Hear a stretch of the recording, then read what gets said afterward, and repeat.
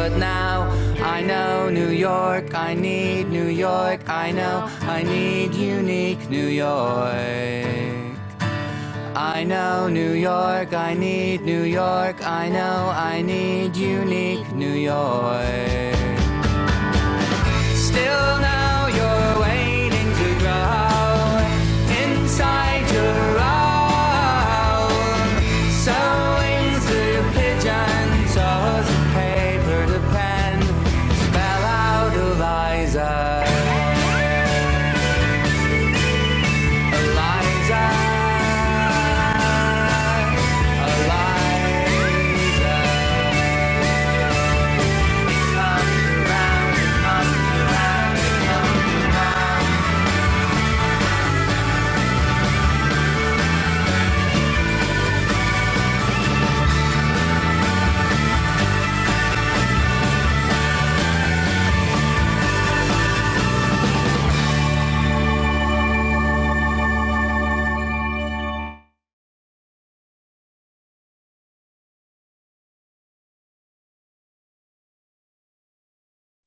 Hi, everyone, and welcome. This is Pamela Lavitt, the Director of Arts and Ideas and the Seattle Jewish Film Festival and the CJAM Festival here at the Strom Jewish Community Center. It's so wonderful to have you join us. I know we're expecting a few other people, and I hope that you all have had a chance to take a look at our special guest, Myla Goldberg's book. But before I introduce our special guest, national best-selling author Myla Goldberg and her interviewer Misha Berson, I just wanted to say that we have an incredible October coming up, and I wanted to let you know that today is a feast for your eyes, but there'll also be a feast for your ears coming up. We are very excited that we are going to be hosting again the podcast Unorthodox, the three editors of Tablet Magazine who sold out an amazing show with us last year live on stage with Dan Savage and Rabbi Will Berkowitz are going to be doing another appearance at the end of this month on October 24th.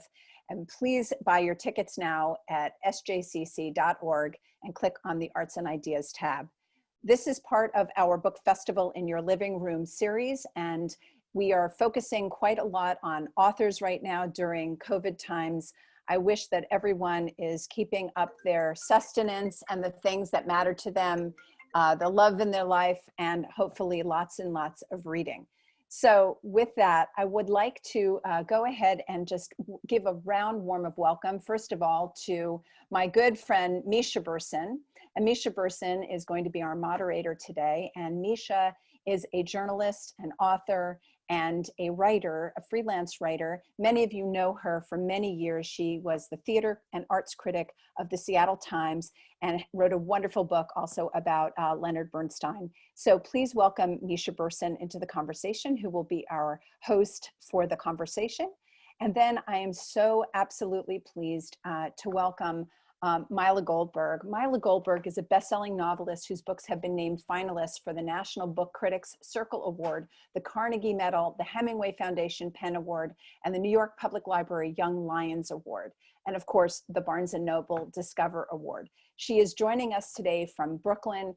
She has so many wonderful books. Many of you know from Bee Season, but she is also a poet, and she writes essays, and the song that you just heard was actually a song I didn't know was written about her by the Decemberists, so go check it out. But please, the most important thing is that we have her here to talk about her new book, Feast Your Eyes, and in particular as someone whose best friend is a photographer and has been a huge fan of some of the photographers that inspired this book and her writing. I'm really excited to hear your perspective on your experience writing this book about women photography. And the last thing I'll say before I sign off is I do believe that there's something that your book has to tell us about the current times as well. So I'm really looking forward to an illuminating conversation. And Misha, make sure that you unmute yourself. Okay, thanks everyone. I'll see you at the end. Enjoy. Hi, Misha. Hi, Myla, and hello everybody out there that I can't see, but I know you're there. I'm delighted to be in this conversation with Myla. I want to throw in a couple of little other biographical tidbits about her. Not only is she the best-selling author of 4 novels, but she has also, as Pamela said, written poetry and short stories and essays. So she's a kind of all-round person, also a children's book, which I didn't know. She teaches it in the fiction programs at Seattle Lawrence and NYU. And she's also a musician. We were just talking about that. She is in the sort of what, alt folk scene? Is that the right way to say it? Or I don't know. It changes its name every other year or so. Like at first, it's indie weirdness is generally what I like to call it. So indie weirdness, indie weird. absolutely. She was born into a Jewish family. You might be able to tell that from her name. And grew up in Laurel, Maryland. I went to high school nearby. And there's some interesting things that happened to her as a young person. She went to spend a year teaching writing and I don't know if it was also English in Prague. It was actually only English. I was teaching English as a second language and the weird thing about coming to Prague in the early 90s is they were so desperate for English teachers that you didn't need any training at all. You were qualified if you could speak English. So literally within a week of arriving into Prague, I was teaching English to ministers of the economy in the center of town. It Wonderful. was That must have been a thrill, especially, for someone who just got out of college. Yeah. And in Prague, you wrote a novel about an Eastern European circus group. And I read that your agent spent a lot of time shopping it around, but as is the case with many first novels, you didn't get a bite. But that did not deter you. That's when you started writing Bee Season. And one of the things I love, and I hope this isn't apocryphal, is that you got a job at one point as a production assistant on a Stephen King horror movie. Yeah, man, I don't even need to be here. I'm gonna go get a coffee, and you just like tell everyone everything they need to know. I think all these things feed in, and you actually were let go, and it was a good thing, right? Yeah, I mean, one of my first jobs was in New York City, and it was I was an office production assistant for a very bad Stephen King horror movie. And I actually got to go up to Maine to be on location being an office production assistant. But the beautiful thing was after it wrapped, I did get to live on unemployment for a while. And I considered that my first and last artist grant. And I used it to finish the work that I had started on the novel that I'd begun in Prague. So thank you, Stephen King, wherever you are. And you were writing a book that had an extraordinary level of success, I think, as a first-time published piece of fiction. Bee Season, which came out in 2000, centered on a family dealing with a young girl who was actually a spelling prodigy, and the B is, of course, for the spelling bee. It was a huge success and also became a movie in 2005. And I'm wondering just, how that was for you to just kind of walk into this spotlight so young and so new in your career. Weird. How about just weird? Yeah, I mean, when I'd wanted to be a writer ever since I was very small. It was like what I always said I wanted to be when I grew up. And while, getting something published was always my dream, the dream kind of ended there. Like I didn't have I just wanted to have a book on a bookshelf in a bookstore. And that was the pinnacle of, my thing. And so I had never imagined that I would have a book that would, number one, be a bestseller. Like when I finally got Bee Season published, because yeah, you're right. My first book was about the last days in the life of an Eastern European circus at the dawn of World War I. And I let me get an agent, for which I felt very fortunate. And yeah, then we spent about a year and a half. And first we started with the really big publishing houses and they all rejected it. And then we went to the middle-sized publishing houses and they all rejected it. And I was getting awesome rejection letters. I got this rejection letter and from this editor that's like, oh, I love this book. I read little bits of it every night before going to bed, but we're not going to buy it. It was just, I have a gigantic manila folder thick with these very, very nice rejection letters. And so, but by that point, I mean, and was I sad that one didn't get published? Yeah. But I also knew that I was in this for the long haul. I mean, you know, I'd managed to create a lifestyle for myself that privileged writing. I'd kind of realized after the Stephen King movie, I kind of realized that a job can do one of two things. It can either make you time or it can make you money. And most people go for jobs that make them money. And what I realized is I needed a job that made me time. And it was time that I could then do my own work. And so that was what I'd kind of settled into when I began my work on Bee Season. And I'd figured out a way. I was living in New York City, and I was working 3 days a week or so as what's called a script development reader. So I would read books and write basically aggrandized book reports on whether or not they'd be good movies, good TV movies. And so that allowed me to have just enough money for ramen and to pay the rent. And then I could write with the rest of my time. But anyway, that said, so like when Bee Season was first getting published, I was like, oh, good, my mom will have something to show her friends. Like I figured that was the extent of it, but then that was fine. So yeah, when it became a bestseller, that was, you know, ridiculous. I had no idea that was going to happen. And then, yeah, when it became a movie, it's basically winning the literary lottery. And so the lightning struck, and I was very grateful, but also very dazed. Yeah. But it's a very happy problem to have. Oh, what shall I do? You know, Right. so, It's yeah. really ungracious to complain about that. Yeah. There are a couple things about that book, and I imagine a lot of people are familiar with it, that strike me before we get into your more recent work. One is that it's told through many voices, or through many perspectives, and that seems to be something that, you know, you are very adept at. You could have focused primarily on the little girl, but you really focused on a number of people going through this experience together.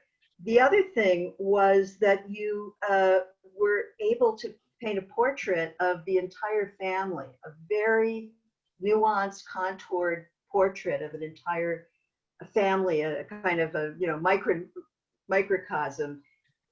Was that your intention? Did you start out thinking, oh, I'm not just going to make this, you know, from one perspective, and I want to deal with the whole family and not just the little girl and what she's going through?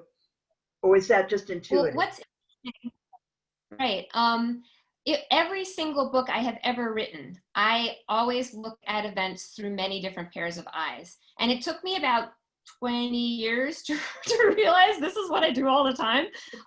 But yeah, it didn't start with Bee Season. In my first book, the first book that I wrote about the Eastern European circus, that also has all these different characters talking about what's going on. And so interestingly, when I started Bee Season, I didn't realize that's what I was going to do. But I actually started out as a first person account from Liza's perspective. And as I was writing it, I just felt hemmed in by that. And I realized, no, I need to break out of this. I want to see how everyone's seeing it. And so that's when I kind of made the jump to do it from the, you know, and it also, I shifted. So first person means I did this, I did that. Third person, he, she, you know, for it's technical writer stuff. So I don't want to assume that people know what I'm talking about. So when I made that shift to make it third person, it gave me the freedom to, like, now it was going to be like in lots of different eyes, but also kind of have a grand view, as you know, as you can do when you're kind of the authorial god writing the world. But in every single one of my books since then, that is what I do. And what I've realized is I'm kind of what powers the heart, I think, of my writing and my desire to write is the subjectivity of human experience. It fascinates me that two people can be in the same room at the same time and have the same thing happen in front of them and walk out of that room saying completely different things about it.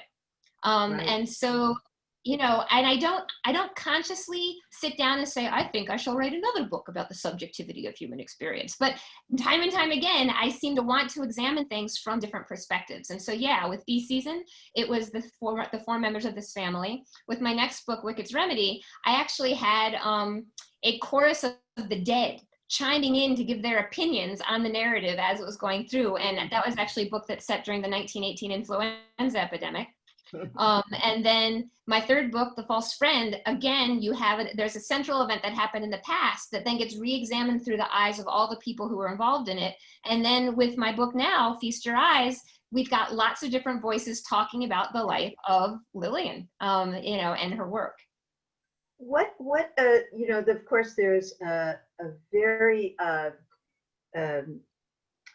important aspect of bee season, just to go there for another minute, in terms of Jewishness, because the father of this little girl is a Jewish scholar. It's obviously a very important part of his life and the way he sees his family. Where did that come from? Was that something that came from, your own family, or were you just fascinated by that sort of person engaged in that? Right. What it came from is this totally cool class I took in college, actually. I took a class in Jewish mysticism in college that was taught by this amazing professor. Oh man, his last name was Ginsberg. I don't remember his first name. That's terrible. It might have been Elliot. Mr. Ginsberg, I'm sorry, I forgot your first name.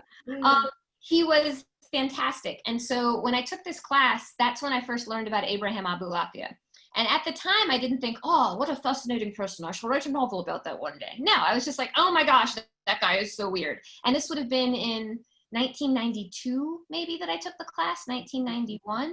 And so this book, I wasn't writing this book until the late 90s. I started it maybe in 1998, 1999, something like that. And so Abulafia had just been sitting in my back brain, kind of, venting fumes. And then I went to the National Spelling Bee because I was interested in spelling bees. And when I observed the bee, maybe 2 weeks after that, my brain, see, here's the cool thing about brains, is there's these fermentation chambers in them, I think. Like, that's how I think about it. Like, just kind of the subconscious, you kind of are putting all these things in the hopper, whether or not you mean to, and they're sitting around there and just kind of interacting and swimming around. And so Abulafia had been swimming around in my back brain for forever. And then I saw a spelling bee, and about a week or two after I came back from watching that bee, all of a sudden I woke up one morning and I literally was like, oh my gosh, Abraham Abulafia's technique for transcendence was spelling words perfectly letter by letter in a very particular way. And I just watched the spelling bee where kids have to spell words perfectly letter by letter in a very particular way. And I was like, spelling bees, mysticism. And so the Dad and Bee season was sort of the necessary byproduct of me wanting to talk about Abulafia. Oh, that's so marvelous. I know most writers are hoarders, of little pieces of experience and information. There was a 5-year gap after that novel was published and had such an enormous success before your next one. And I'm sorry I haven't read this one. I just have to briefly mention it because, my God, you wrote a book, Wickett's Remedy, about the flu epidemic, the 1918 flu epidemic, and here we are. Here's your chance to plug it. I mean, do you think, like, anyone wants to read about an epidemic right now? That's the last thing I'm interested in reading about. Just saying. But yeah, and the reason there was a 5-year gap is because I was spending the 5 years writing the book. It takes a long time to write novels, turns out. And so it took me 5 years to write Wickett's Remedy. It took me 5 years to write The False Friend. This one, Feast Your Eyes, took me about 8 years. So, it's hard. Turns out it's just kind of hard. But I had been reading the New York Times, and this was back again in 2000, and it listed the 5 worst epidemics of all time. And right up there, I don't remember if it's number 1 or number 2, but like right up near the top was the 1918 influenza epidemic. And in the year 2000, we had forgotten that epidemic. It had been just totally kind of elided from our kind of collective memory. And I'm a very morbid person. And I was like, ooh, dead people. I've never heard of this. Let me look into it. And so it was just, I became obsessed, and I realized I wanted to write a novel about it. And so I wrote it, and I learned a lot. And so, yeah, when things started happening, around here, only about, a little more than 100 years after the last one, it was very odd. Like, I kind of had this sense of deja vu because I had inhabited that world so fully when I was working on the book. Is that still in print? Can people get that book? Oh, sure. Oh, yeah, definitely. Right. Well, so then I'm just going to zip along here to Feast Your Eyes, which is such a compelling book. For those who did not get a chance to read it, it's about a fictional photographer named Lillian Prescott. Preston. And, pardon me? Preston, but that's Preston, okay. Sorry, Lillian Preston. No worries.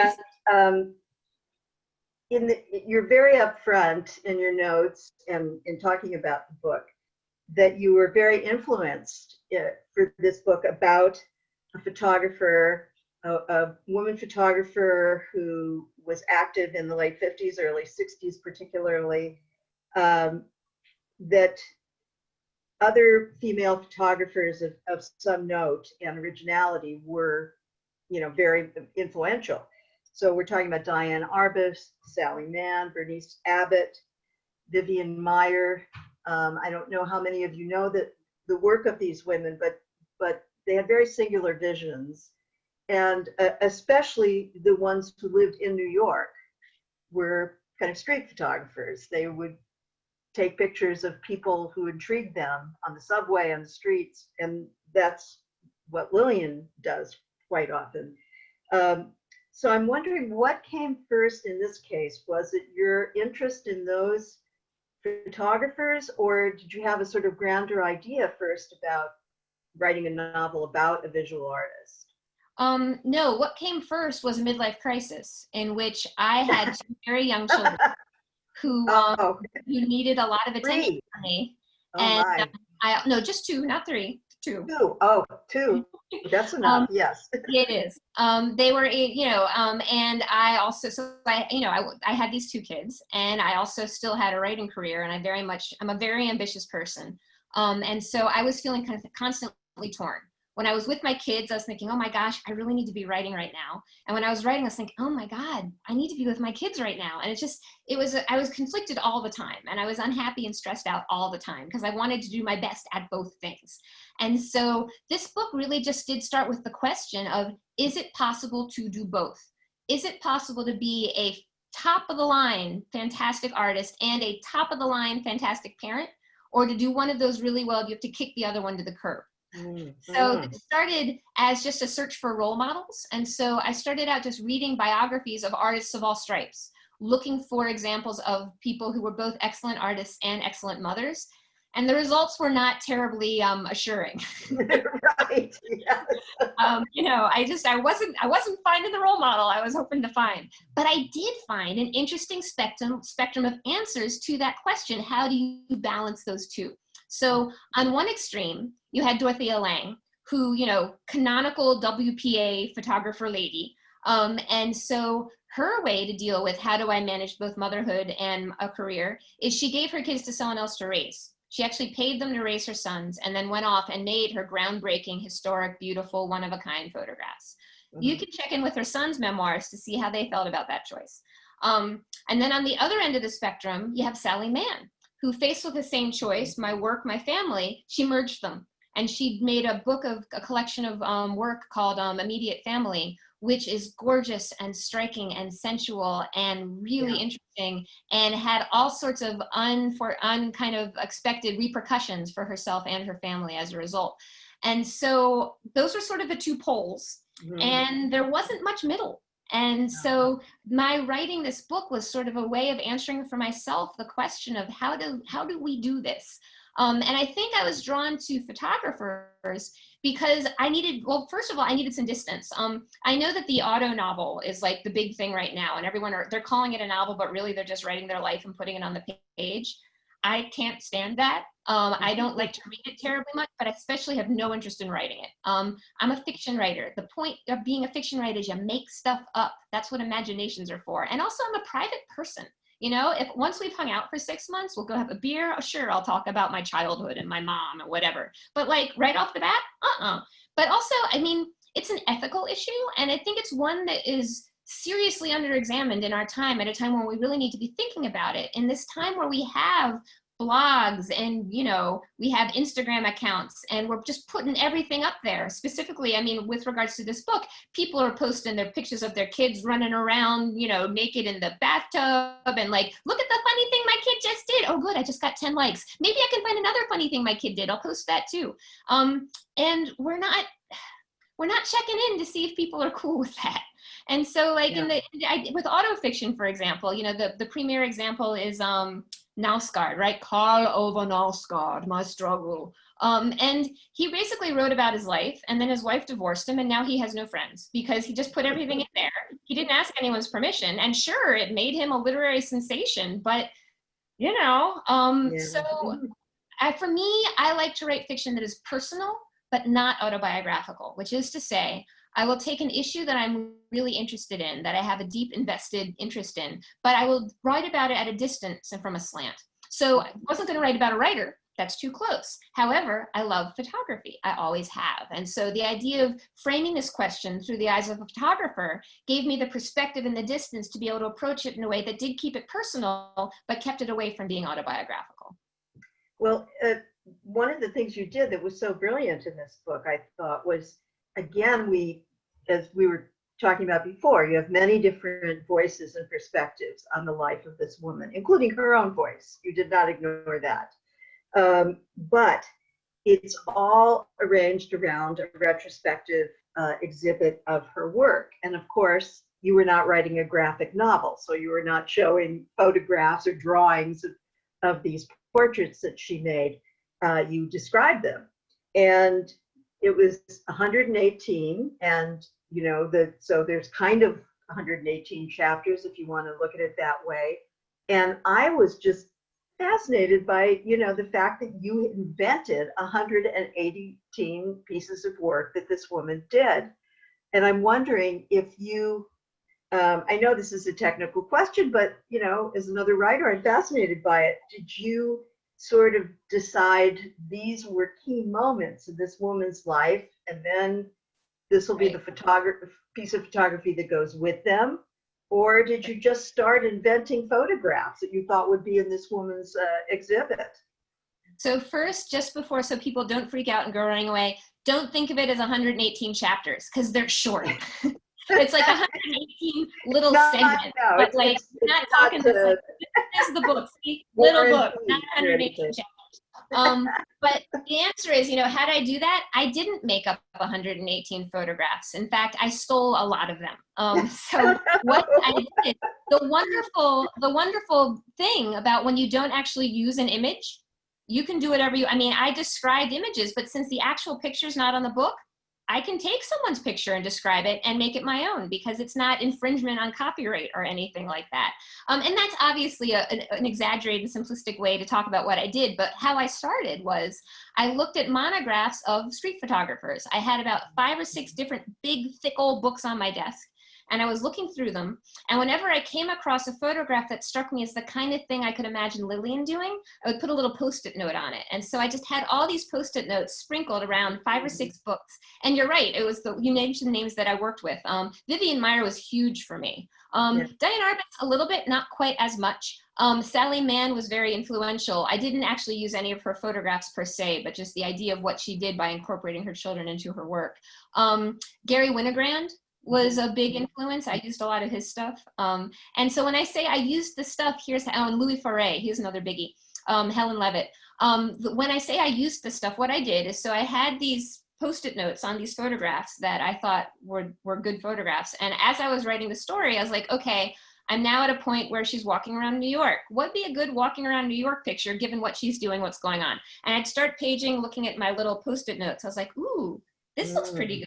And so what I ended up doing was I would take, like if I saw a picture, I was like, sometimes the foreground was what I needed. And so I took the foreground from the established photo and I gave it a different background to suit whatever I was doing. Sometimes I just needed a corner of a particular photo, so I would enlarge it in my mind. And then that corner of the photo enlarged in my mind became my photo. Sometimes I liked the background I found, but I needed a different foreground. And sometimes I did just make the whole thing up. And so it was kind of a range of those things. And then in the very back of the book, in the acknowledgement section, I list all of the photos, all the photographers whose photographs inspired the work and contributed to the photos that I created in the book. And so God. That's great. So as the novel unfolds, the commentary that you can imagine on the wall of the exhibit, if you want, are from her daughter, and specifically her daughter, and some close friends, a gallery owner, former lover, and Lillian's own journals, which are often addressed to her daughter. So it's kind of interesting because everybody has a different relationship to Lillian, right? And everybody wants something different from her. One thing that's really important in the book, it seemed to me, and I'm wondering how you settled on this, is that it is primarily in the late 50s and early 60s. it's at a time when women, you know, we didn't have the second wave of feminism in full bloom at that point. And abortion, which figures, you know, very powerfully in this book, was entirely legal. So I'm wondering, you know, you could have written this book in many different eras because women always have had this struggle, women artists. What, you know, what excited you about doing it then at that point? Right. A couple different things kind of came together in a way that just sort of seemed meant to be, kind of karmic, I guess. So that era in particular for photography is a hugely important era, because until then, photography had really just been purely kind of functional. A photograph was if you took a picture of your family, or a photograph was something in a magazine or a newspaper. The idea that photography was art, the idea that a photograph could be art, was really just beginning to, that was what's happening in the 50s and 60s, photography as art. And so because it was an emerging art form, it was open to women in a way that the more established art forms were not, that were very much closed to women. The traditional forms, oil painting, sculpture, like the galleries, they were filled with men, and they weren't particularly interested in letting women be in there, or looking at the work with an objective eye. But because photography was new and like it hadn't been sort of codified yet, women were able to get in there. And so since I was interested in photographers, it's just when a lot of the women photographers I was reading about, that's when they were doing the work. And so I think that's what first sort of started steering me in that direction. But yeah, what nailed it, I think, for me was, you know, when I almost all my, in fact, all of my books are set in various historical eras, because, you know, bee season took place in the 80s, which that's history, guys. So it's all history. And so I love reading about history and immersing myself in it and kind of reading all the different things that are going on. And so, you know, when I was reading about the history, I was like, oh my gosh, this is pre-Roe v. Wade. Let me do a little bit of reading about that. And I'm a post-Roe v. Wade kid. I was born in 1971. And so intellectually, I appreciated that, oh yes, it was very hard to get an abortion back then, but it was a very abstract understanding of it. And then I encountered a book called The Choices We Made, which is a collection of essays, personal essays by women who had abortions. And the first portion, the first 20 essays in that book, are by women who had illegal abortions. And they're all very famous, accomplished women, and they give their names. They're not anonymous essays. Mm-hmm. And it was in reading those essays that the world of pre-Roe v. Wade opened up itself to me. And I realized the horror of that world, and just how deforming and terrifying and just horrific it was to be a woman in that era who was trying to, you know, control her body and not able to control her body because of the laws that made that impossible. Now, and the thing I didn't appreciate before I read that book is not only was abortion illegal, but it was often illegal, and often, if not illegal, just really hard to get birth control or even to get information about birth control.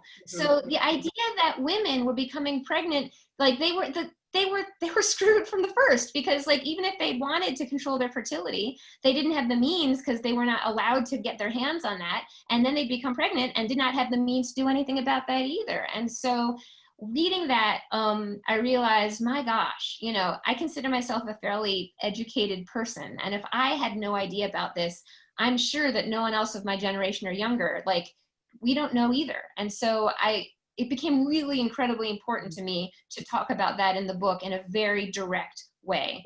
And what's interesting, what we're going through with the Supreme Court right now. Well, exactly. I mean, when I started writing this book, it was one presidential administration ago, and I really felt like I was writing historical fiction. Mm-hmm. And yeah, then the administration changed, and the laws started changing in the Southeast.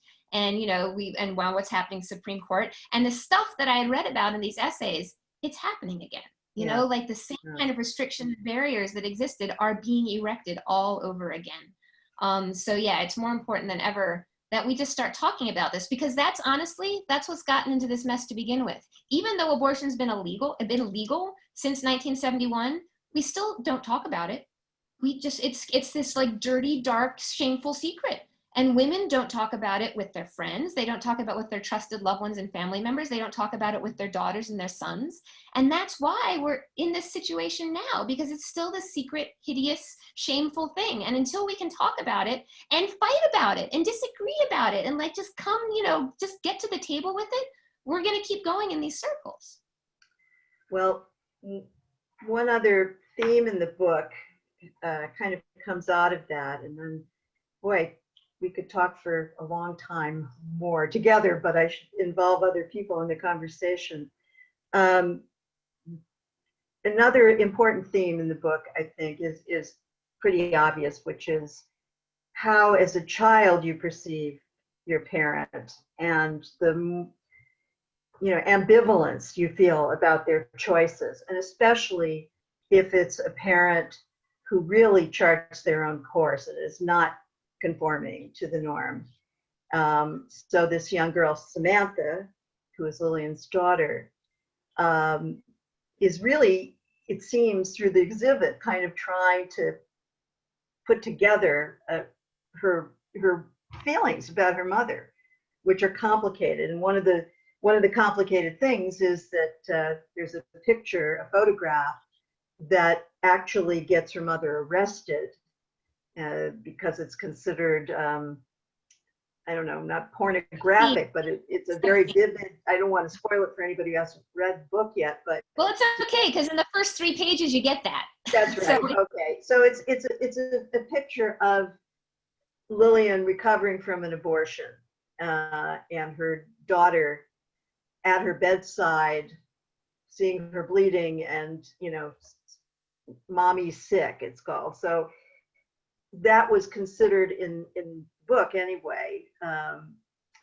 bad enough in a gallery to get both the gallery owner and Lillian put in jail and dealing with courts. But the little girl has other issues too that are so interesting. One is, one of my favorite little parts of the book is when she finally meets her grandparents, who her mother has been estranged from. And they're like, very normal conservative people. And she goes to visit them and she's thrilled to have, regular bedtime, a regular, dinner time, to have a guy in the house, and so that aspect of the book, I think, is very complex and quite moving. And I'm wondering, where you were coming from with that, how much of the book you thought would belong to Samantha. Well, I mean, all of it is. It's her. I mean, she's telling the story of her mother. So, I mean, I knew from the get-go that there was going to be a huge component. And I mean, for me, yeah, and this happens to all of us at one point in our lives. And for those of you it hasn't happened yet, thank goodness, but just wait. We don't get to decide when relationships end. And sometimes a relationship ends before we're ready. And what do you do? What do you do if a relationship ends before you've made your peace with a person, before you've kind of come to a place of acceptance, mutual acceptance, and like you've communicated all you wanted to communicate? And so Samantha finds herself in that situation. And so the book the results that this novel, which is the catalog notes to this exhibition for her mother, she's writing this as a way to try to find the closure that she was denied. Because, and this is not a spoiler either, because you find this out on the first few pages too, her mom's dead. Her mom died young, at a time when they were estranged, and she was in a very difficult place in her own life.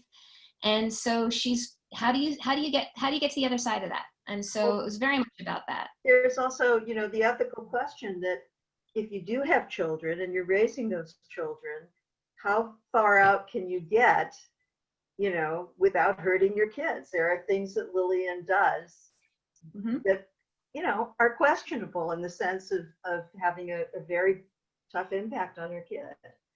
Yeah, I mean, and we all, that's the divide that I'm talking about, whether it's, whether you're being an artist and you're trying to balance that with being a parent, or you're just trying to be you, like how much of yourself are you allowed to be once you become a parent, right? And so the issues of identity become very complicated, and depending on who your you is, they can be more complicated than others, and so Lillian she's a genuine person. She can only, part of being an artist is just being yourself all the time. You have to. That's the only way to make the art, is to be yourself unapologetically. And Lillian is unapologetically herself, and she loves her daughter to the ends of the earth. And so what do you do when you have a love and you have intentions that are the best in the world, and they come up against a personality or an ambition that just, it doesn't always work together? Um, Yes. and so I'm really interested in stories. It's really easy to write bad parents. It's really easy to write, oh, neglectful mother. I'm not interested in that. I'm interested in people who are trying their best and failing anyway, because that's the story of all of us. We try our best and we fail anyway in ways that we cannot predict. And so when we have the best interests of those we love at heart, and at our close to our hearts, and still we fail, that's what I'm interested in writing about. And so that's what I think this book is about. It's about a woman who loved her daughter passionately and failed her in all sorts of huge ways, despite that. And it's about a daughter who fails her mother and who loves her mother. And it's about how you can finally come to some sort of feeling of reconciliation. Ah, well said. Well, I'm going to open this up here. I'm going to look at the chat and see if there are any questions. Do people have any questions that they'd like to ask or me to ask Myla about the book or about her other things? There's nothing there yet, guys. So if you do it now, you'll be the first to get your question. You'll be guaranteed to get your question answered. Right. It's I can ask you now while people are thinking, if you're working on something now that you care to share, or if you're one of those writers who is feels jinxed if they share what is going on. Well, so let's talk about how hard it is to, I mean, making art is hard generally, but can we talk about how impossible it is to make art now of all times? Like what I learned, like I was kind of had like a fledgling novel that I was starting to work on, at the end of last year, the beginning of 2020. And then the world ended. And right. It does a number on your head. Like basically what I realized for me is novel writing is world building. It's world building from the ground up. And I require a degree of focus, uninterrupted focus, but also a kind of a sense of stability. Like if it takes me 8 years to write a book, which it did for this, I need to have a sense of at least having a vague sense of what I think the world might be like 8 years from now. I don't know what the world's going to be like next week. Okay. So in terms of any sense of stability or continuity, that is gone. The hubris that you need to think that what you're saying is important and people want to read it, that's gone. And also the focus, like there's so many things my brain. So basically what I've been doing instead of working on prose is I've been working on a play. I started this play last year and I'd been working on it for a while, and I discovered that because I'd already had a finished draft of it, revision I'm able to do right now. The world is already there, so I can walk into it and I can move around and I can think about it and change stuff. And so I've actually been writing a play that explores our current immigration crisis and also the sort of selfish underpinnings to altruistic acts. Even when we think we're doing good, we often have our own interests at heart, and we don't always examine that, and that can sometimes get us into trouble. So that's the play I'm working on. Well, that is very ambitious, since we don't know when we're going to be in a theater again, but writers are writing. I mean, playwrights are writing, but I know what you mean. And talking about, having kids around, it's a difficult time for that too, because you're trying to manage their anxieties or help them manage their anxieties and sense of like what's going on and instability. So, you kind of have to tend to that also. Exactly. Just a comment. I hosted Myla when she toured for Bee Season in Pasadena for the Jewish Federation. I thought she was an adorable young woman, and I'm delighted to hear her again today. Myla, you are my favorite author again. And this is Joanne Kindler. Thanks, Joanne. So that's very sweet. Anybody else have a question? Did you consider making Lillian Jewish? That's an interesting question. I didn't have a sense of Lillian as a sort of religious person or a spiritual person. Right. Yeah. Well, she's deeply spiritual, but her spirituality arises from her art. Right. I mean, her religion is the camera and photography and that creative act. And so the dark room probably is her church, would probably be the best way to kind of frame it.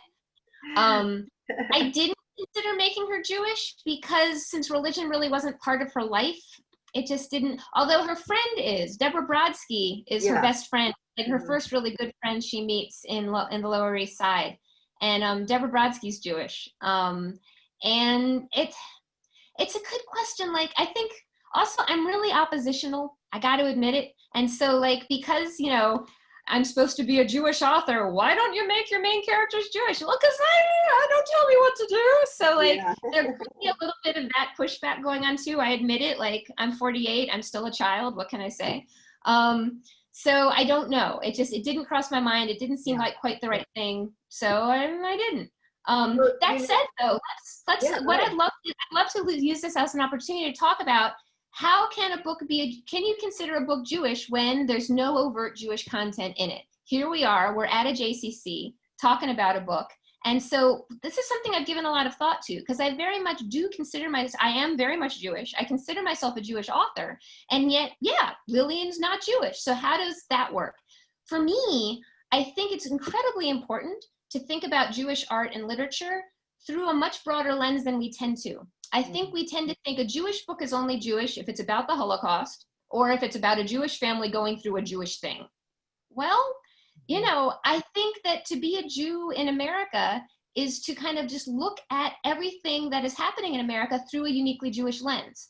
I have a uniquely Jewish lens that was crafted by an upbringing with a kind of Judaism that taught me to question everything all the time, that taught me that it's imperative to try to make the world a better place, and that, you know, was about dialogue. And so I think my writing is very much influenced by those values. And so I think to be Jews today is to come together to talk about the pressing issues of the day. And so when I write a book like Feast Your Eyes that's engaging with issues of choice and is engaging with issues of parenting, that's a deeply Jewish book, because I'm writing it looking at those things through the lens that is me. So, yeah. Well, I also, this is just my own personal feeling, but I know we're in a time of identity politics, religious politics, and racial politics, but I just feel that artists should be able to write what they're called to write. We would have to throw out a whole lot of great literature and art if you know, if Shakespeare had to be there in Venice, you know, with you know, with every background being his background, it would be, you know, really, we'd be so narrow, so limited. So I appreciate it when somebody is able to just project themselves into a world that isn't their own immediate world. Yeah, go ahead, Myla. Yeah. Well, I mean, I think we're in a time, especially right now, where that narrowness is turning into a straitjacket for a lot of especially emerging writers, but also established writers. There's this idea now that you can only write what you know, because you know, you don't want to impinge, you know, that's your job, only write what you know. And that's the opposite of art. For me, the whole point of being an artist, or just being alive in the world, honestly, is to try to understand what makes us all tick. Like, I want to see the world through as many different eyes as possible. And so for me, it's about following my imagination wherever it's going to lead me, and then using tools of empathy and understanding to try to get to that place to see what is it like to be this different person. Yeah. And so that's how we make the world a better place. It's by giving other people the ability to climb into other heads, see the world through other eyes, and go from there. So that said, when you're writing someone who's not you, when you're writing across gender, or you're writing across race, or you're writing across class or sexuality or ethnicity, you have a huge responsibility. And you've got to do your homework, and you've got to show your work to people who know better than you do, and say, hey, this is what I'm trying to do. How's it going? And it might be that you're going to end up writing only for you for a while. Because you write it doesn't mean anyone else should read it. But through that writing, you're learning, right? And you're expanding your sense of humanity and of possibilities. And so that's what makes literature literature. Yeah, I agree. I think we have time for one more. And Pamela, are you asking a question there? You saying, okay, you lived with street photographers for 5 to 6 years, you told NPR. You actually lived with them physically? No, I didn't, but that sounds like fun. No, I think what I talked about with NPR was how I'd stolen the photographs. And so, like, what we talked about, how I lived with the books on my desk. I think that's what, so in that sense, I was living with the photographers because it was a daily deep dive into their work. And so the ways that informed me was the way we were talking about earlier in our conversation, where their work I kind of entered into their work, took little pieces, used what I could. Although that said, so I take a very method acting approach to writing, which is to say I try to inhabit the characters as fully as possible. So since I had a main character who was a street photographer, I did attempt to be a street photographer very briefly. How did that work out? Not so well. I purchased a camera and I went out into the world, and holy moly, it was so stressful because I was just like, is this okay? Am I allowed to take someone's picture? And so like, it was the same, like I was talking earlier in this evening about how, you know, I don't feel good about writing about other real stuff about other people, because that's they deserve privacy, you know, the right to live their own lives. So I had the same dilemma when I was out there trying to take pictures of people, because it's like, well, maybe they don't want their picture taken. I was like, okay, well, do I take it and then ask them if that's okay? Or do I ask in advance, and then if they say yes, I can take it? Well, you can't ask in advance because the spontaneity is gone. Like the whole point of street photographers, you're grabbing moments as they arrive. But then if you take it and then they say no, what do you do with that? And so what's really interesting is in the research that I did, the street photographers had just as there is a spectrum of answers to like the parenthood ambition thing, there's a spectrum of answers to, do you ask permission? So on the one hand, you had Walker Evans. He actually constructed a camera with a fake lens. So when he looked like he was pointing that way, the camera lens was actually here, and there were mirrors that allowed him, when he was looking this way, to actually be seeing in that direction. That's so pretty he could devious.